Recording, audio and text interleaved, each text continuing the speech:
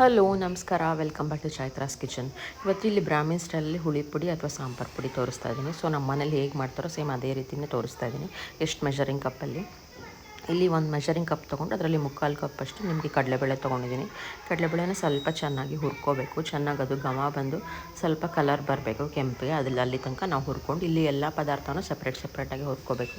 ನಾವು ಎಷ್ಟು ಕಡಲೆಬೇಳೆ ತೊಗೊಂಡಿರ್ತೀವೋ ಸೇಮ್ ಅದೇ ಮೆಷರಿಂಗ್ ಕಪ್ಪಲ್ಲಿ ಅದಕ್ಕಿಂತ ಸ್ವಲ್ಪ ಕಡಿಮೆ ಉದ್ದಿನಬೇಳೆನೂ ಸ್ವಲ್ಪ ಘಮ ಬಂದ ತಕ್ಷಣ ನಿಮಗೆ ಗೊತ್ತಾಗುತ್ತೆ. ಅದನ್ನು ಹಾಕಿ ಸಪ್ರೇಟಾಗಿ ತೆಗೆದಿಟ್ಕೋಬೇಕು. ಈಗ ಅದೇ ಕಪ್ಪಲ್ಲಿ ಇದು 250 ml ಅಷ್ಟಿದೆ ಕಪ್ಪಿದು.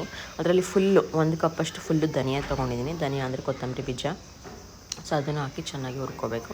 ಮತ್ತು ಇವಾಗ ಇಲ್ಲಿ ಚಕ್ಕೆ ತೊಗೊಂಡಿದ್ದೀನಿ, 1 ಇಂಚಷ್ಟು ಚಕ್ಕೆ. ಕೆಲವರು ಚಕ್ಕೆ ಹಾಕಲ್ಲ, ಚಕ್ಕೆ ಹಾಕದೇ ಇರೋರು ಚಕ್ಕೆ ಬೇಕಾದ್ರೆ ಸ್ಕಿಪ್ ಮಾಡ್ಕೋಬೋದು. ಚಕ್ಕೆ ಮತ್ತು ಒಂದು 5-6 ಲವಂಗ ತೊಗೊಂಡಿದ್ದೀನಿ.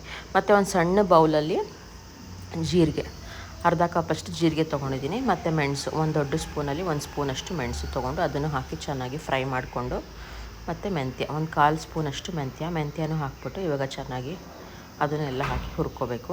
ಸ್ವಲ್ಪ ಘಮ ಬರುತ್ತೆ, ನಿಮಗೆ ಗೊತ್ತಾಗುತ್ತೆ ಮೆಂತ್ಯ ಜೀರಿಗೆದೆಲ್ಲ ವಾಸನೆ ಬಂದ ತಕ್ಷಣ ಅದನ್ನು ಸಪ್ರೇಟಾಗಿ ತೆಗೆದಿಟ್ಕೊಂಡ್ಬಿಡ್ಬೇಕು.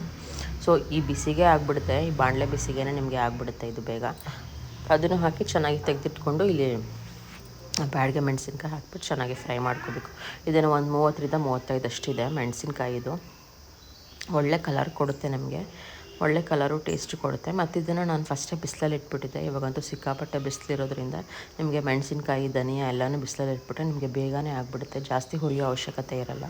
ಇದನ್ನು ಹಾಕಿ ಚೆನ್ನಾಗಿ ಫ್ರೈ ಮಾಡಿಕೊಂಡು ಸ್ವಲ್ಪ ಎಣ್ಣೆ ಹಾಕ್ಬಿಟ್ಟು ಚೆನ್ನಾಗಿ ಫ್ರೈ ಮಾಡಿಕೊಂಡ್ರೆ ನಿಮಗೆ ಒಳ್ಳೆ ಕಲರ್ ಬರುತ್ತೆ. ಜಾಸ್ತಿ ಹೊತ್ತು ಹುರಿಯೋ ಅವಶ್ಯಕತೆ ಇಲ್ಲ. ಮುಂಚೆನೇ ಫುಲ್ಲು ಕ್ರಿಸ್ಪ್ ಆಗಿಬಿಟ್ಟಿತ್ತು. ಒಂದು 15 ಗುಂಟೂರು ಮೆಣಸಿನ್ಕಾಯಿ ಹಾಕ್ತಾಯಿದ್ದೀನಿ. ಗುಂಟೂರು ಮೆಣಸಿನ್ಕಾಯಿ ಖಾರಕ್ಕೆ, ಈ ಬ್ಯಾಡಗೆ ಮೆಣಸಿನ್ಕಾಯಿ ಬರೀ ಕಲರ್ಗಷ್ಟೇ, ಇದೇನು ಅಷ್ಟು ಖಾರ ಕೊಡೋಲ್ಲ ನಿಮಗೆ ಬಟ್ ಒಳ್ಳೆ ಕಲರ್ ಬರುತ್ತೆ ಮಾತ್ರ ಹುಳಿ ಪುಡಿ. ಮತ್ತು ಮೆಣಸು ಹಾಕಿದ್ದೀವಲ್ಲ, ನಿಮಗೆ ಸ್ವಲ್ಪ ಖಾರವಾಗೇ ಇರುತ್ತೆ. ಸ್ವಲ್ಪ ಖಾರವಾಗಿದ್ದರೆ ಹುಳಿ ಪುಡಿ ಜಾಸ್ತಿ ದಿವಸ ನಿಮಗೆ ಬರುತ್ತೆ, ತುಂಬ ದಿವಸನೇ ಇರುತ್ತೆ ನಿಮಗೆ ಹುಳಿ ಪುಡಿ. ಮತ್ತು ಇನ್ನೊಂದು ಸ್ವಲ್ಪ ಮೆಣಸಿನ್ಕಾಯಿ ಬೇಕು ಅಂತ ಅನಿಸ್ತು, ಅದನ್ನು ಇನ್ನೊಂದು ಸ್ವಲ್ಪ ಹಾಕ್ಕೊಂಡು ಚೆನ್ನಾಗಿ ಹುರ್ಕೊತಾ ಇದ್ದೀನಿ ನಾನು. ಒಳ್ಳೆ ಕ್ರಿಸ್ಪಾಗಂತೂ ಆಗುತ್ತೆ, ನಮಗೆ ಬಿಸಿಲಲ್ಲಿ ಇಟ್ಬಿಟ್ರೆ ಸಾಕು. ಒಂದು 5 ನಿಮಿಷ ಬಾಣಲೆಯಲ್ಲಿ ಹಾಕಿ ಹುರಿದ್ಬಿಟ್ರೆ. ಸೊ ಈಗ ಎಲ್ಲ ಆರದ ಮೇಲೆ ನಾನು ಪುಡಿ ಮಾಡಿ ಇಟ್ಕೊಂಡಿದ್ದೀನಿ. ಒಳ್ಳೆ ಕಲರ್ ಬಂದಿತ್ತು ಪುಡಿ ಅಂತೂ. ಈಗ ಅದೇ ಪುಡಿನ ಉಪಯೋಗಿಸಿ ನಿಮಗೆ ಹುಳಿ ಮಾಡಿ ತೋರಿಸೋಣ ಅಂದ್ಬಿಟ್ಟು ಇಲ್ಲಿ ಸೊಪ್ಪು ರೆಡಿ ಮಾಡಿ ಇಟ್ಕೊಂಡಿದ್ದೀನಿ. ಇಲ್ಲಿ ಪಾಲಕ್ ಸೊಪ್ಪು ತೊಗೊಂಡಿದ್ದೀನಿ. ಪಾಲಕ್ ಸೊಪ್ಪೆಲ್ಲ ಕ್ಲೀನಾಗಿ ಬಿಡಿಸಿ ನೆನೆಸಿ ಈಗ ಹೆಚ್ಚಿಟ್ಕೊಂಡಿದ್ದೀನಿ. ಈಗ ಹುಳಿ ಮಾಡಿ ತೋರಿಸೋಣ ಅಂದ್ಬಿಟ್ಟು ಈಗ ಫಸ್ಟ್ ಇಲ್ಲಿ ಹುಣಸೆಹಣ್ಣು ನೆನೆ ಹಾಕ್ತಾಯಿದ್ದೀನಿ. ಹುಣಸೆಹಣ್ಣು ಒಂದು 10 ನಿಮಿಷ ನೆನೆ ಹಾಕಿದ್ರೆ ಸಾಕು. ಮತ್ತು ಇದಕ್ಕೆ ಬೇಳೆ ಸೊಪ್ಪು ಎಲ್ಲ ಹಾಕ್ಬಿಟ್ಟು ಚೆನ್ನಾಗಿ ನಾವು ಕೂಗಿಸ್ಕೋಬೇಕು.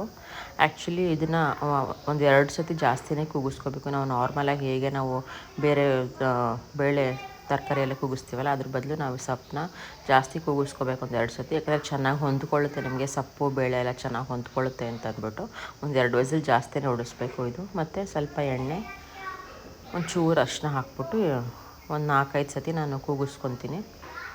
ಮತ್ತು ಇವಾಗ ಹುಳಿ ಪುಡಿಗೆ ನಾವು ರುಬ್ಕೋಬೇಕಲ್ಲ, ಅದಕ್ಕೆ ಒಂದು 3 ಚಮಚ ಹುಳಿ ಪುಡಿ ಹಾಕ್ಕೊಂಡು,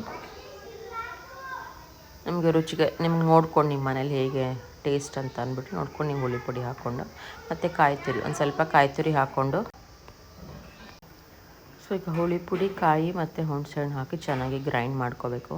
ಫುಲ್ ನುಣ್ಣಗಾಗಬೇಕು, ನಾವು ಇದು ಪೇಸ್ಟ್ ರೀತಿಲಿ ಮಾಡ್ಕೋಬೇಕು ಪುಡಿ ಅಂತೂ. ಸೊ ಈಗ ಇಲ್ಲಿ ಹುಳಿ ಪುಡಿಗೆ ರುಬ್ಕೊಂಡು ಆಗಿದೆ. ಮತ್ತು ನಾವು ಬೇಯಿಸಿಟ್ಕೊಂಡಿದ್ವಲ್ಲ ಸೊಪ್ಪು ಬೇಳೆ ಎಲ್ಲ ಚೆನ್ನಾಗಿ ಬೆಂದಿದೆ. ಇವಾಗ ಕುದಿಯೋಕ್ಕೆ ಇಟ್ಬಿಟ್ಟು ರುಚಿಗೆ ತಕ್ಕಷ್ಟು ಉಪ್ಪು ಹಾಕ್ಬಿಟ್ಟು ನಾವಿಲ್ಲಿ ಒಂದು 5 ನಿಮಿಷ ಅದನ್ನು ಹಾಗೆ ಕುದಿಸ್ಕೋಬೇಕು. ಉಪ್ಪು ಹಾಕ್ಬಿಟ್ಟು ಈಗ ಬಿಡ್ತಾಯಿದ್ದೀನಿ ನೋಡಿ, ಒಂದು 5 ನಿಮಿಷ ಕುದಿಸೋಕ್ಕೆ ಬಿಡ್ತಾಯಿದ್ದೀನಿ. ಈ ಹುಳಿ ಅಂತೂ ತುಂಬಾ ಚೆನ್ನಾಗಿರುತ್ತೆ. ಪಾಲಕ್ ಸೊಪ್ಪು ಹುಳಿ ಅಂತೂ ಸ್ವಲ್ಪ ಡಿಫ್ರೆಂಟಾಗಿರುತ್ತೆ ಅಂತಲೇ ಹೇಳ್ಬೋದು. ಬೇರೆ ಸೊಪ್ಪಿನ ಹುಳಿಗಿನ್ನ ಇದೊಂದು ಸ್ವಲ್ಪ ಚೆನ್ನಾಗಿರುತ್ತೆ. ನೋಡಿ ಎಷ್ಟು ಕಲರ್ಫುಲ್ಲಾಗಿ ಚೆನ್ನಾಗಿ ಬಂದಿದೆ, ಒಳ್ಳೆ ಕಲರ್ ಬಂದಿತ್ತು ಪುಡಿ ಅಂತೂ. ಸೊ ಈಗ ಸೊಪ್ಪಿನ ಹುಳಿ ರೆಡಿ ಆಗಿದೆ. ಜೊತೆಗೆ ನೀವು ಅನ್ನ, ಮುದ್ದೆ, ಚಪಾತಿ ಜೊತೆಗೂ ಚೆನ್ನಾಗಿರುತ್ತೆ, ರೊಟ್ಟಿ ಜೊತೆಗೂ ಚೆನ್ನಾಗಿರುತ್ತೆ. ಸೊ ಹುಳಿ ಪುಡಿ ಮತ್ತು ಸೊಪ್ಪಿನ ಹುಳಿ 2 ಮಾಡೋದು ಇವಾಗ ನಿಮ್ಮ ಜೊತೆ ಶೇರ್ ಮಾಡ್ತಿದ್ದೀನಿ. ಪುಡಿ ಏನಾದ್ರು ಇಷ್ಟ ಆಗಿದ್ರೆ ನೀವು ಎಲ್ಲರೂ ಒಂದು ಸತಿ ಸೇಮ್ ಅದೇ ರೀತಿ ಟ್ರೈ ಮಾಡಿ ನೋಡಿ, ನನಗೆ ಕಮೆಂಟ್ ಮಾಡಿ ತಿಳಿಸಿ ಹಾಗೆಯೇ.